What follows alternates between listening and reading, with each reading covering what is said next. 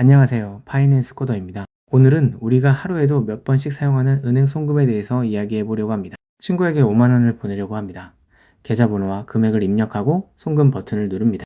잠시 기다리면 송금이 완료되었습니다 라는 화면이 나옵니다. 사용자 입장에서는 몇 초 만에 끝나는 굉장히 단순한 과정입니다. 그런데 개발자의 관점에서 보면 이 몇 초 동안 뒤에서는 굉장히 많은 일들이 일어납니다. 오늘은 제가 송금 버튼을 누르는 순간부터 상대방 계좌에 돈이 들어오기까지 어떤 일이 일어나는지 한번 따라가 보겠습니다. 다만 은행마다 실제 시스템 구조는 다르기 때문에 오늘 설명은 이해를 돕기 위한 일반적인 금융 IT 시스템의 예시로 봐주시면 좋겠습니다. 제가 은행 앱에서 5만원 송금 버튼을 눌렀다고 해보겠습니다. 앱이 직접 은행 데이터베이스에 접속해서 내 통장에서 5만원 빼주세요 라고 하는 것은 아닙니다. 앱은 은행 서버에 만들어져 있는 송금 API를 호출합니다. 예를 들면 이런 정보들이 전달될 수 있습니다. 보내는 계좌, 받는 계좌, 받는 은행, 송금 금액, 그리고 사용자를 확인하기 위한 인증 정보 등이 함께 전달됩니다. 여기서부터 우리가 일반적으로 이야기하는 백엔드 시스템의 영역이 시작됩니다. 그런데 요청이 서버에 도착했다고 바로 돈을 빼면 안 됩니다. 먼저 이 요청이 정상적인 요청인지 확인해야 합니다. 로그인한 사용자가 실제 계좌의 소유자인지, 송금할 권한이 있는지, 추가 인증이 필요한 거래인지, 요청 데이터가 조작되지는 않았는지 등을 확인해야 합니다. 특히 금융 시스템은 실제 돈이 움직이기 때문에 일반적인 서비스보다 인증과 보안이 훨씬 중요합니다. 경우에 따라서는 이상거래 탐지 시스템에서 평소와 다른 거래인지 확인할 수도 있습니다. 예를 들어 평소에는 소액만 송금하던 사람이 갑자기 큰 금액을 송금한다면 추가적인 확인이 필요할 수도 있습니다. 즉, 송금 버튼 하나 뒤에는 이미 여러 보안 시스템이 존재합니다. 인증이 끝났다면 이제 실제 송금 업무가 시작됩니다. 가장 먼저 확인해야 할 것이 있습니다. 잔액이 충분한가? 제가 5만 원을 보내려고 하는데 계좌에 3만 원밖에 없다면 당연히 송금할 수 없습니다. 그리고 단순히 화면에 표시되는 잔액만 확인하면 되는 것도 아닙니다.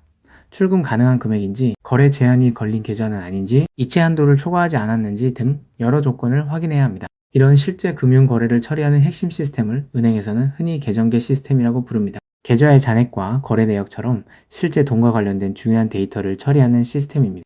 여기서 개발자에게 굉장히 재미있는 문제가 하나 생깁니다. 제 계좌에 정확히 5만 원이 있다고 해보겠습니다. 그런데 제가 거의 동시에 두 곳에 5만 원씩 송금 요청을 보냈습니다. 두 요청이 동시에 잔액을 확인합니다. 첫 번째 요청도 잔액 5만 원 있네, 두 번째 요청도 잔액 5만 원 있네 라고 판단해버리면 어떻게 될까요? 5만 원밖에 없는데 10만 원이 송금될 수도 있습니다. 당연히 이런 일이 발생하면 안 됩니다. 그래서 금융 시스템에서는 동시성 제어와 트랜잭션 처리가 굉장히 중요합니다. 여러 요청이 동시에 들어오더라도 잔액의 정합성이 깨지지 않도록 처리해야 합니다. 우리가 개발 공부를 하면서 배우는 트랜잭션이나 락 같은 개념이 실제 금융 서비스에서는 굉장히 중요한 문제로 연결되는 겁니다. 이제 송금할 수 있다는 것이 확인됐습니다. 그런데 여기서 중요한 것이 있습니다. 받는 사람도 같은 은행을 사용하는지 아니면 다른 은행을 사용하는지입니다. 같은 은행이라면 상대적으로 단순합니다. 하나의 은행 내부 시스템에서 내 계좌에서는 5만 원을 출금하고 상대방 계좌에는 5만 원을 입금하는 거래를 처리할 수 있습니다. 그런데 다른 은행이라면 이야기가 달라집니다. A은행의 시스템이 B은행의 데이터베이스에 직접 접속해서 잔액을 수정할 수는 없습니다. 은행과 은행 사이에서 거래 정보를 전달하고 처리하기 위한 금융공동망 등의 은행 간 지급 결제 인프라가 필요합니다. 예를 들어 A은행에서 B은행으로 5만 원을 송금한다고 해보겠습니다. A은행에서는 먼저 정상적인 송금 요청인지 확인합니다. 그리고 다른 은행으로 보내야 하는 거래라면 은행 간 네트워크를 통해 B은행으로 필요한 거래 정보가 전달됩니다. B은행에서는 전달받은 정보를 확인하고 문제가 없다면 수취인의 계좌에 입금 처리를 합니다. 그리고 처리 결과를 다시 전달합니다. 우리는 앱에서 단순히 A은행에서 B은행으로 돈이 이동했다고 생각하지만 실제로는 두 은행의 시스템과 은행 간 금융 인프라가 서로 통신하면서 거래를 처리하고 있는 겁니다. 여기서 금융 시스템에 어려움이 나옵니다. A은행에서는 돈이 빠져나갔습니다. 그런데 바로 그 순간 네트워크 장애가 발생했다고 해보겠습니다. 그러면 A은행 입장에서는 굉장히 난감합니다. B은행에 정상적으로 요청이 전달됐는지 알 수 없습니다. 단순히 다시 요청하면 될까요?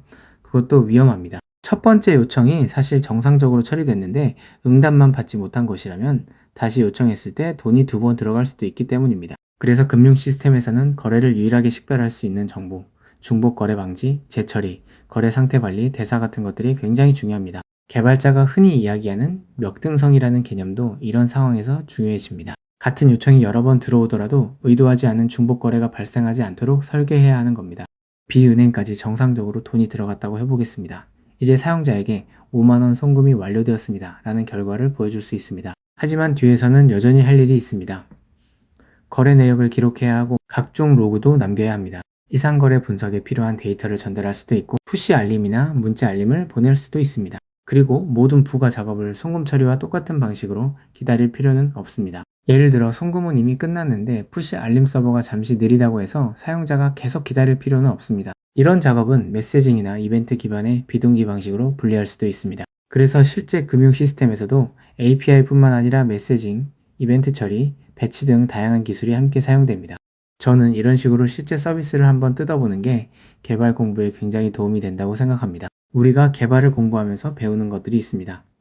API, 로드 밸런서, 데이터베이스, 트랜잭션, 락, 메시지 큐, 로깅, 모니터링, 보안, 네트워크. 처음 공부하면 각각 별개의 기술처럼 보입니다. 그런데 송금이라는 하나의 서비스를 놓고 보면 전부 연결됩니다. 사용자의 요청을 받기 위해 API가 필요하고 돈을 정확하게 처리하기 위해 트랜잭션이 필요하고 동시 요청을 안전하게 처리하기 위해 동시성 제어가 필요합니다. 다른 시스템과 통신하려면 네트워크가 필요하고 장애에 대응하려면 로그와 모니터링이 필요합니다. 결국 기술을 공부할 때 이 기술이 실제로 어디에 사용될까 라는 관점에서 보면 이해가 훨씬 쉬워집니다.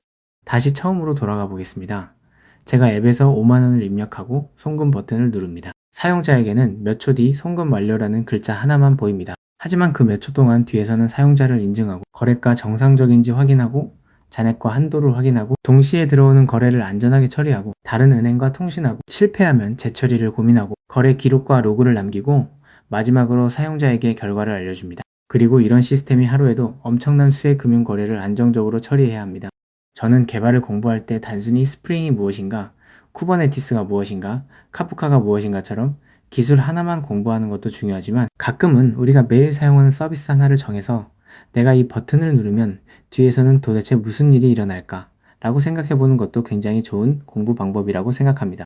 화면 뒤에서 수많은 시스템들이 움직이고 있다는 것을 한번 떠올려 보셔도 재미있을 것 같습니다. 이상 파이낸스 코더였습니다. 감사합니다.